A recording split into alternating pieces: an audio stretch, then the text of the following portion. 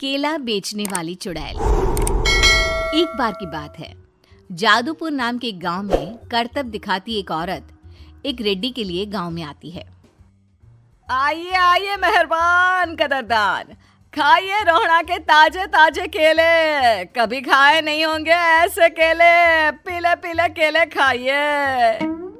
ये कहकर रोहड़ा हाथों में 4 केले लिए उन्हें सर्कल में जोर जोर से हवा में उछालती हुई करतब दिखाती है, जिसे देखकर आसपास के सारे बच्चे अपने अपने मम्मी पापा से उस औरत के पास जाने की जिद करने लग जाते हैं।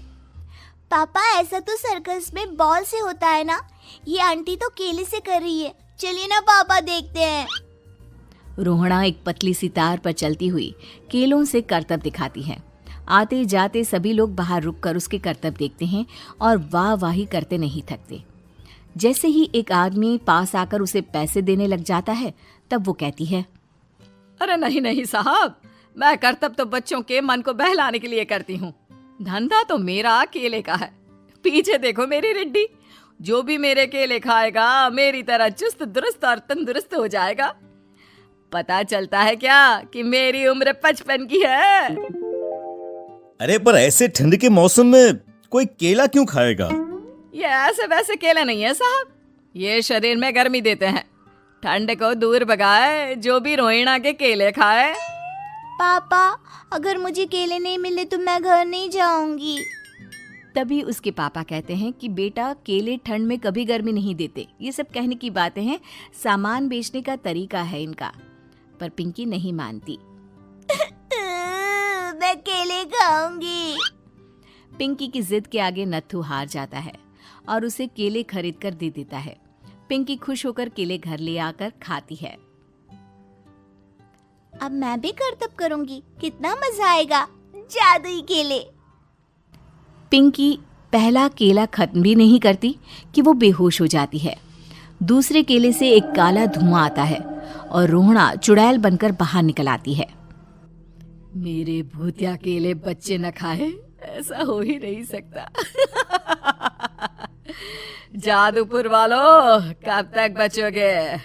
आ गई हूं मैं रोहड़ा, जिसका कोई नहीं कर सकता सामना। रोहड़ा पिंकी को गोद में उठाकर काले धुएं में कहीं गायब हो जाती है। शाम के वक्त नत्थू घर लौटता है और पिंकी को घर में ना पाकर उसकी माँ से कहता है, माँ पिंकी कहाँ है? अरे बेटा, उसे तो तू सुबह करतब दिखाने ले गया था ना, फिर कहाँ वापस आए तुम दोनों?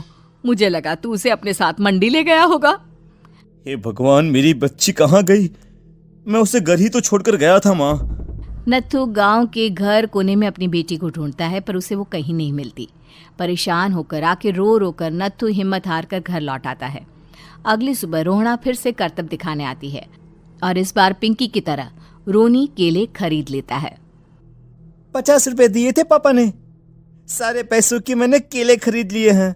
अब मैं भी आंटी की तरह ही करतबबाज बन जाऊंगा।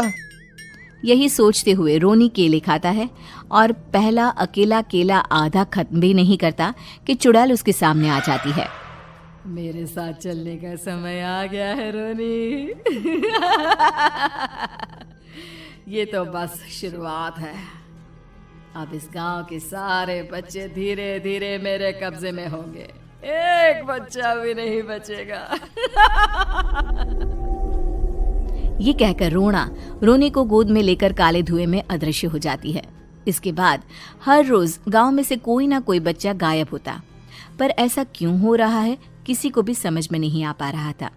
रोज की तरह अपनी बेटी पिंकी की तलाश में नत्थू गांव के एक तालाब के पास बैठा रो रहा था। कहाँ गई मेरी पिंकी? शकुंतला के जाने के बाद एक वही तो मेरा सहारा थी। अरे उसकी आत्मा कोस रही होगी मुझे कि मैं अपनी बच्ची को संभाल भी नहीं पाया। नत्थू ये कहता हुआ रो ही रहा था कि तभी तालाब में से उसे शकुंतला की आवाज सुनाई देती है। कहाँ थी तुम शकुंतला? हमारी बच्ची और सारे गायब हुए बच्चे रोहड़ा के कब्जे में हैं। वो बच्चों को जो केले देती है उससे बच्चे बेहोश हो जाते हैं और उसके कब्जे में आ जाते हैं और वो उन्हें ले जाकर काली दुनिया में ले जाती है। पर वो ऐसा क्यों कर रही है? ये मैं नहीं जानती, पर उस दुनिया का रास्ता मैं आपको बता सकती हूँ।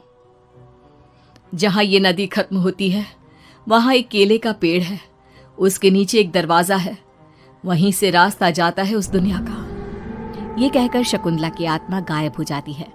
गांव के सभी लोग झुंड बनाकर उसी रास्ते से काली दुनिया में चले जाते हैं और वहां देखते हैं कि सारे बच्चे वहां काम कर रहे थे। पापा मुझे ले चलो यहाँ से। पापा पापा। सभी बच्चे अपने मम्मी पापा से लिपट जाते हैं। तो तुम लोग यहाँ तक आ गए? क्यों हमारे बच्चों को पकड़ लिया तूने? तुझे शिकार ही बनाना है तो ले, हम सब आ गए हैं, हमें खा ले। नहीं, मुझे बच्चे चाहिए। मेरे बच्चे के बदले तुम लोगों के बच्चे। क्या मतलब? मैं इसी गांव में रहने वाली एक औरत थी। केले की चोरी के इल्जाम में मेरे बेटे को गांव वालों ने इतना मारा कि वो मर गया। उसी दिन मैंने ठान लिया कि गांव वालों का भी वही हाल करूंगी।